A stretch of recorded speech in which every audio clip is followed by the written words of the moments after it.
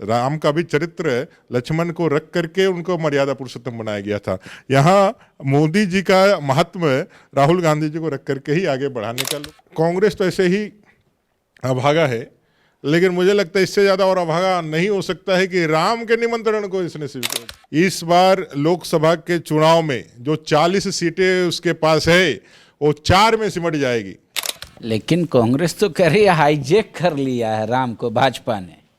बोल वहाँ पे बोल रहे वो हिंदुओं का कार्यक्रम है, सनातनियों का कार्यक्रम है, और जो सनातन के प्रधानमंत्री हैं वो शंकराचार्य हैं, वो किनारा कर गए। उस पर बीजेपी कुछ नहीं बोल रही है और हमको हिंदू विरोधी बता रही है। आप भी हाईजैक कर लीजिए ना, आप भी वहाँ समर्पण कर लीजिए, आप भी वहाँ जाकर के जो है पूरी तरह से समर्पित अपने भाव को, मनोयोग को दिखा दीजिए। बोले राम तो वो हैं पहले कि समुद्र से रास्ता मांगा, हाथ जोड़ के प्रार्थना की, जब नहीं दिए तब उनकी पूजा की, क्रोध हुआ तब उसके बाद अग्निबाण निकाला।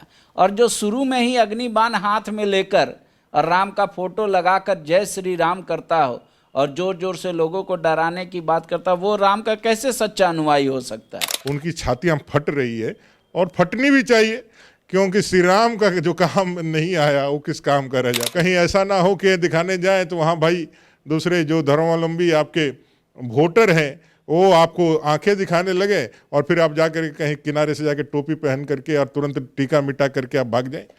22 जनवरी को वो शुभ घड़ी है जब रामलला विराजमान होंगे अवध में। ये जश्न पूरा देश मनाएगा, देश ही नहीं दुनिया के 160 मुल्क इसका सीधा प्रसारण देखेंगे और हर कोई राममय हो जाएगा।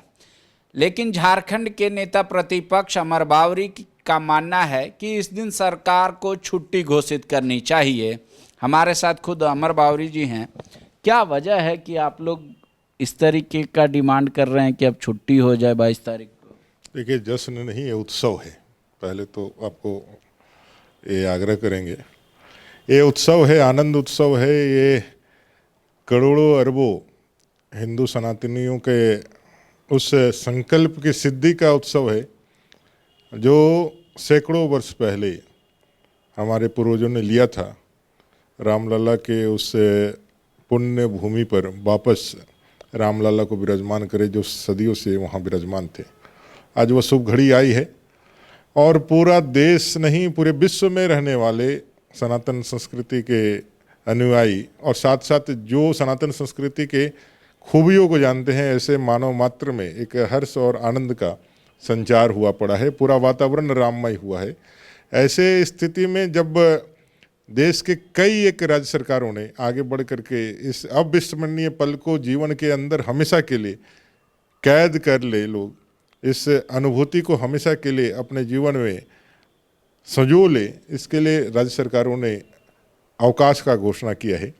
मैंने भी माननीय मुख्यमंत्री जी से कहा है कि झारखंड में भी आप अवकाश दे करके उन्हें राम भक्तों का आशीर्वाद, आशीष और आप पुण्य का भागी बनिए और इस अविस्मरणीय पल जो 500 सालों के बाद झारखंड और देश के जनता को मिला है उसका साक्षी बनने में और उस आनंद उत्सव में उनको एक मौका देने में आप कोई कोताही नहीं बरती है। ऐसा आग्रह आज हम लोगों ने माननीय मुख्यमंत्री से किया है। लेकिन कांग्रेस तो कह रही है हाईजैक कर लिया है राम को भाजपा ने। बोल वहाँ पे बोल रहे वो हिंदुओं का कार्यक्रम है, सनातनियों का कार्यक्रम है, और जो सनातन के प्रधानमंत्री हैं वो शंकराचार्य हैं, वो किनारा कर गए। उस पर बीजेपी कुछ नहीं बोल रही है और हमको हिंदू विरोधी बता रही है। तो क्या शंकराचार्य भी हिंदू विरोधी हैं? पहले ये बताना चाहिए। और आरएसएस और बीजेपी क्यों इतना बढ़ चढ़ कर हिस्सा ले रही है इस कार्यक्रम को? इस तरीके से कौन आएगा, कहाँ बैठेगा, पहले प्रधानमंत्री पूजा करेंगे, उसके बाद ब्राह्मण पूजा करेंगे, बोल रहे ये सब गलत चीज़ हो रहा है। ये दर्द है, ये दर्द है उनके पाप का जो उन्होंने कालांतर में किया है, अतीत में किया है। ये वही कांग्रेस है जो अभी तक इस बात को लेकर के एकमत नहीं हो पाई है कि वो राम के साथ रहने वाले हैं कि राम के विरोध में रहने वाले हैं। इस कांग्रेस ने जहां सुप्रीम कोर्ट में हलफनामा दायर करके यह कहा था जब सुनवाई चल रही थी कि राम जो है वो काल्पनिक कथा है, इनका कोई अस्तित्व नहीं है। आज हिंदू समाज के जागरण, पुनर्जागरण, उनके विचारों का पुनर्जागरण और उनके आस्थाओं का पुनर्जागरण को देख करके वो अपने आप पे खो चुके हैं, वो अपने होश व हवास में नहीं है। श्री नरेंद्र दामोदर दास मोदी होइए वही जो राम रचि राखा। श्री राम जी ने ये रच के रखा था कि भाई कलयुग में 2024 साल में 22 जनवरी को तिथि होगी जब श्री राम विग्रह रूप में अपने उस गर्भगृह में वापस विराजमान होंगे। कई एक प्रधानमंत्री बनने का सौभाग्य इस देश में मिला है लोगों को। इस अवसर को आप भी अपने लिए अविस्मरणीय बना सकते थे। आज जो प्रलाप आप कर रहे हैं, आज जो आप कलह कर रहे हैं, वही कलह करने का आपको मौका नहीं मिलता, नहीं आपको इसका सजा मिलता। आप यदि 60 साल से ज़्यादा आप कांग्रेस के प्रधानमंत्री थे, लेकिन राम का प्रेम इनका सिर्फ दिखावा छलावा मात्र है। राम को, इनको हृदय से कोई प्रेम नहीं है। अपने वोट बैंक और तुष्टिकरण की राजनीति के लिए रामलला को जिन्होंने 50-76 साल में, अभी हम 2-3 साल छोड़ दे तो जिन्होंने टेंट में रहने के लिए वादा किया और कभी उनको पीड़ा नहीं हुई, आज वो रामलला के लेकर के तर्क दे रहे हैं, वो रामलला का जो है पैरवी कर रहे हैं। मेरा ये मानना है कि कांग्रेस तो ऐसे ही अभागा है, लेकिन मुझे लगता है इससे ज़्यादा और अभागा नहीं हो सकता है कि राम के निमंत्रण को इसने अस्वीकार कर दिया। वो कह रहे हैं हम भाजपा और आरएसएस के निमंत्रण को अस्वीकार कर दिया। बोले हमारे नेता भी जा रहे हैं, हम लोग भी जाएंगे बाद में। अभी क्यों जाएंगे? शंकराचार्य के सवालों का जवाब दे दे भाजपा, हम चले जाएंगे। कांग्रेस के पास कोई मुद्दा नहीं है, कांग्रेस पास बोलने के लिए कोई विषय नहीं है। राम के नाम पर इन्होंने इतना जहर उगला है, इतना जहर उगला है, और अभी भी उनकी एक्टिविटी, उनकी कार्रवाई वैसे ही दिखलाती है। ये साफ दिखलाता है कि उनको प्रायश्चित अभी भी मन में नहीं है। और मैं आपको बता रहा हूं, इस बार लोकसभा के चुनाव में जो 40 सीटें उसके पास है, वो 4 में सिमट जाएगी। एक सनातन विरोधी, हिंदू विरोधी कांग्रेस पूरी तरह से यहां निर्मूल हो जाएगा, इसका पूर्णतः उन्मूलन हो जाएगा। ये राहुल गांधी और कांग्रेस को बढ़िया से समझना चाहिए। हाईजेक करने का जहां तक बात है, राम सबके हृदय में विराजमान है। आप भी हाईजेक कर लीजिए ना, आप भी वहां समर्पण कर लीजिए, आप भी वहां जाकर के जो है पूरी तरह से समर्पित अपने भाव को, मनोयोग को दिखा दीजिए। आप तो डर डर करके दिखाते हैं, कहीं ऐसा ना हो कि दिखाने जाए तो वहाँ भाई दूसरे जो धर्मावलंबी आपके वोटर हैं वो आपको आंखें दिखाने लगे और फिर आप जाकर कहीं किनारे से जाकर टोपी पहन करके और तुरंत टीका मिटा करके आप भाग जाएं। ऐसे छद्म हिंदुओं से अब देश जो है, देश का हिंदू समाज जाग गया है।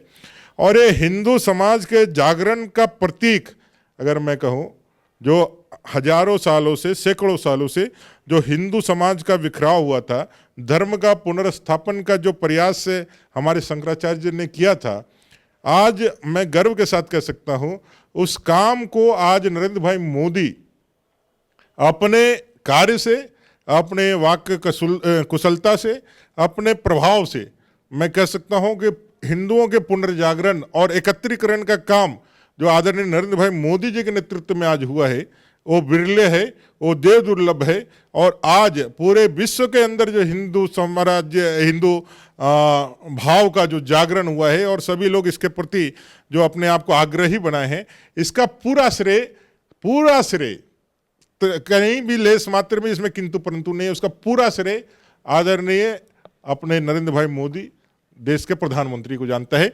और वो सही मायने में देश का प्रतिनिधित्व करते हैं।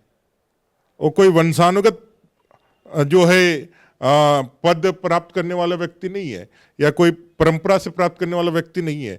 वो हर एक भारत के नागरिकों के चुनाव के अधिकार से भारत का रिप्रेजेंटेशन करने वाला प्रधानमंत्री है।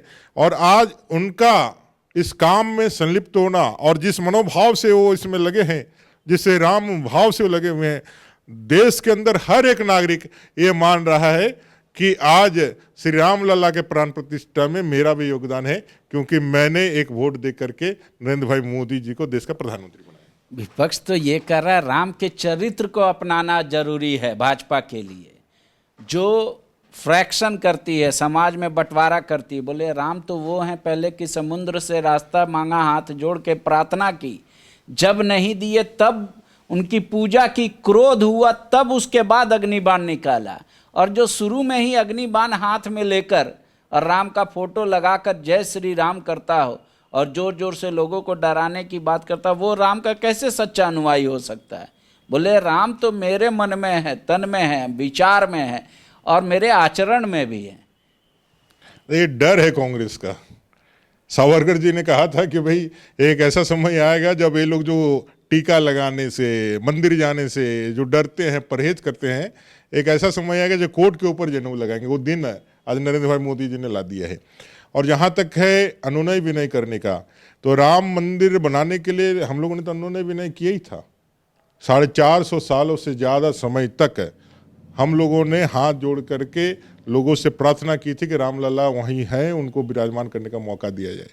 लेकिन जब नहीं दिया तो फिर गांडी उठा करके जैसे समुद्र को ललकारा था श्री राम ने, वैसे ही हिंदू समाज ने बाबरी मस्जिद और विवादित ढांचा को गिराने के लिए, उसको हटाने के लिए वहाँ तक कार सेवा की है। तो हिंदू समाज तो अपना काम और कर्तव्य कर ही रहा है। इनको दिख नहीं रहा है कि इनकी दृष्टि जो है वो कहीं ना कहीं इतनी भ्रमित हुई पड़ी है वोट बैंक और तुष्टिकरण की राजनीति के कारण, जो उनको सनातन का जो स्वभाव है, सनातन का जो भाव है वो नहीं दिख रहा है। सनातन का भाव, सनातन का स्वभाव, ये अगर आप इस धर्म के साथ, इस संस्कृति के साथ थोड़ा भी लिबरल, उदार होते हैं तो अपने आप समाहित हो जाता है। लेकिन अगर आप यदि उसमें नहीं जुड़े रहते हैं तो कहीं दिखता नहीं है। पूरा देश आज आनंद उत्सव के समय है, उनकी छातियां फट रही है और फटनी भी चाहिए, क्योंकि श्री राम का जो काम नहीं आया वो किस काम का रह जाता, जो राम का नहीं वो किसी काम का नहीं। और ईश्वर ने शायद इसीलिए हर युग में कोई ना कोई एक ऐसा हेतु आता है जब उसके प्रभाव से लोग जो है तुलना करके सामने वाले का बड़प्पन या बड़ाई करते हैं।